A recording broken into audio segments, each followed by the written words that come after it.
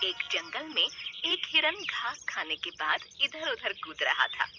वो बड़ा सिरफिरा था, कभी पूरब में दौड़ता, कभी पश्चिम में, कभी उत्तर में जाता और कभी दक्षिण में छलांग लगाता चला जाता। उसे एक खरगोश ने देखा और समझाया, हिरण भैया जरा संभल कर कूदो, जंगल का इलाका है, कुछ भी हो सकता है। खरगोश भैया, अपनी तो चाल निराली है, अपनी छलांग मतवाली है।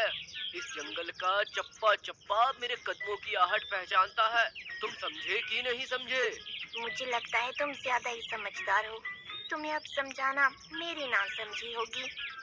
इतना कहकर खरगोश वहाँ से खिसक गया और हिरण महाराज की उछल कूद जारी ही रही। वो एक बार जोर से दौड़ा और दौड़ता ही चला गया। अचानक सामने पत्तियों के ढेर के पीछे एक गड्ढा आ गया।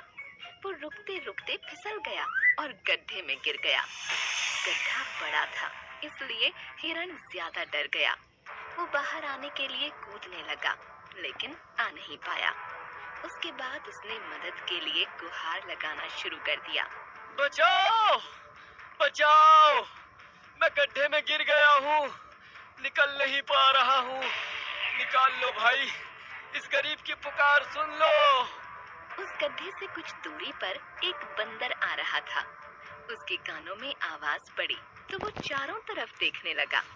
उसकी समझ में नहीं आ रहा था कि आवाज आ कहाँ से रही है। चारों तरफ तो कोई दिखाई नहीं दे रहा, फिर ये आवाज कहाँ से आ रही है? कहीं कोई भूत तो नहीं? अरे मैं भूत नहीं हूँ, मुझे बचा लो, बड़ा उपकार होगा। अरे भाई तुम दिखाई क्यों नहीं पड़ रहे हो? क्या आकाशवाणी से बोल रहे हो?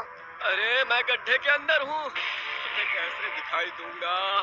गड्ढे के पास में आओ, मेरी मदद करो। बंदर को पास में पत्तियों के पास एक गड्ढा दिखाई पड़ा। वो धीरे धीरे पास में पहुंच गया। अंदर देखा तो हिरन महाराज मदद की विनती कर रहे थे। अरे हिरन भाई, तुम गड्ढे के अंदर कैसे पहुंच गए? भैया नासमझी के कारण बहुत बड़ा धोखा खा गया। अब तो मैं अंदर हूँ, सही ढंग से बता नहीं सकता। खरगोश ने समझाया था, मैं नहीं समझ पाया था और गोता खा गया। मैं तो तुम्हें निकाल नहीं पाऊंगा, अगर कोशिश करूंगा तो खुद ही गिर जाऊंगा। अब तो तुम्हें हिम्मत दिखानी होगी, ऊंची छलांग लगानी होगी। बहुत सारे जानवर वहाँ इकट्ठा हो गए। हर कोई नई नई तरकीब सोच रहा था।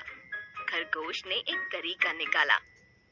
हिरन भाई, हम लोग तो तुम्हें निकाल नहीं पाएंगे, कुछ देर बाद यहाँ से चले जाएंगे। इसके बाद एक भयानक बब्बर शेर आने वाला है, सुना है बड़ा खूंखार और भूखा है। यदि उसने तुम्हें देख लिया तो समझ लो सीधे ऊपर का टिकट कट जाएगा। खरगोश की बात सुनकर हिरन डर गया। प्राण के भय से उसके अंदर न जाने कहां से बड़ी ताकत आई। उसने सांस खींचकर एक ऊंची छलांग लगाई और गड्ढे से बाहर आ गया। बाहर आकर वो अपने पराक्रम पर इतराने लगा। ये पैंतरा मेरा पुराना है, कभी कभी आजमाता हूँ और लंबी छलांग लगाता हूँ। वो सबके सामने अपनी बड़ाई हाँक रहा था। उसी समय सियार ने प्रश्न किया, अरे हिरन भाई, तुम्हारी नजर तो बड़ी तेज है, इतना बड़ा गड्ढा तुम्हें दिखाई नहीं दिया? क्या गड्ढे ने तुम्हें अंदर खींच लिया? अम्मा यार सच सच बताओ, तुम गिरे कैसे? सियार के प्रश्न पर हिरन खुश हो गया। सियार भाई, तुमने अच्छा प्रश्न किया है, मेरा दिल जीत लिया है। अब मैं सही जगह पर आ गया हूँ, इसलिए इसका उत्तर बताने में मुझे अधिक आसानी होगी। सभी लोग एक तरफ खड़े हो जाओ, मैं बताता हूँ कि मैं गिरा कैसे। हाँ। हिरन पीछे आया और जोर से दौड़ते हुए उसी गड्ढे में कूद गया। इसी तरह मैं गड्ढे में गिर गया था। उसकी इस हरकत से सभी हैरान रह गए। अरे भोंदू, तुमने ये क्या कर दिया? अपने आप को फिर से गिरा लिया। खरगोश भाई, तुम नहीं समझोगे, ये अपना अंदाज है। अभी फिर से छलांग लगाऊंगा और बाहर निकल आऊंगा। ये कहकर हिरन ने ऊंची छलांग लगाई, लेकिन बाहर नहीं निकल पाया। 2-3 बार उसने कोशिश की, लेकिन सफल नहीं हुआ। ये हिरन दिमाग से पैदल है, भला कोई गड्ढे में फिर से गिरने का प्रयोग करता है। बार बच गया, फिर अपने ही मूर्खता से फंस गया। अब तो लगता है ये गड्ढे में ही रह जाएगा। नहीं नहीं, मैं गड्ढे में रहा तो शेर मुझे खा जाएगा। मुझे बचा लो यारो। बड़ी देर तक तमाशा चलता रहा। हिरण कूद कूद कर फिर से गड्ढे में फिसलता रहा। इसके बाद बड़ा जिराफ वहां आया और उसने गर्दन को झुकाया। फिर इसके बाद हिरण को बाहर निकाल लिया गया। गड्ढे में गिरने के प्रयोग की मूर्खता दोबारा मत करना, वरना अंदर ही रह जाओगे। इस तरह से मूर्ख हिरण की जान बचाई गई और उसे सब जानवरों ने जंगल में भेज दिया। बहुत पुरानी बात है। एक विशाल जंगल में बहुत से पशु पक्षी रहा करते थे। उनके बीच एक रंगीला नाम का बड़ा ही नेक हिरण भी रहता था। वो बहुत ही मेहनती, मिलनसार और परोपकारी था।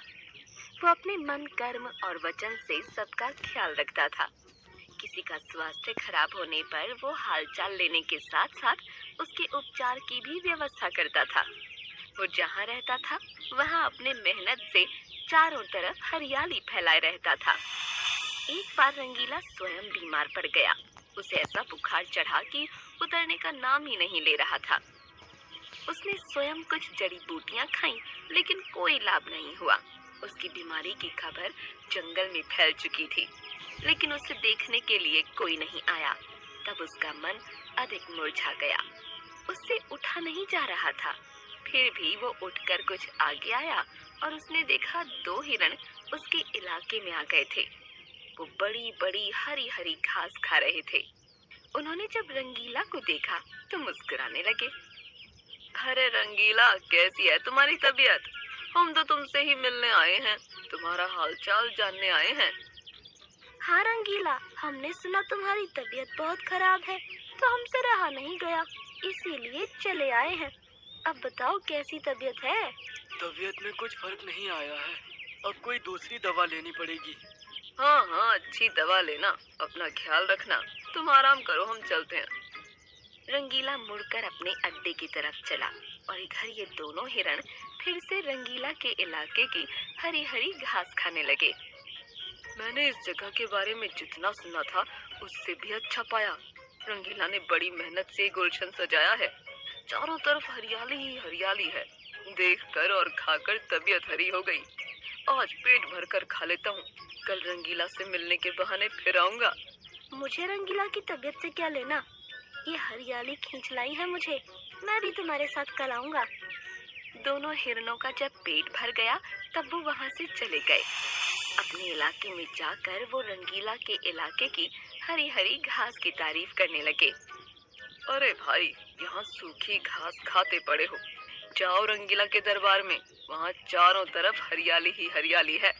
वहाँ जाओ, रंगीला का हालचाल पूछो और पेट भरकर हरी हरी घास खाओ। रंगीला बहुत अच्छा है, बड़ा नेक है।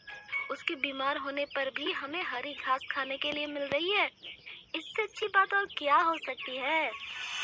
बहुत सारे हिरणों की टोली बन गई और सब रंगीला के पास पहुँच गए उसका हालचाल पूछने।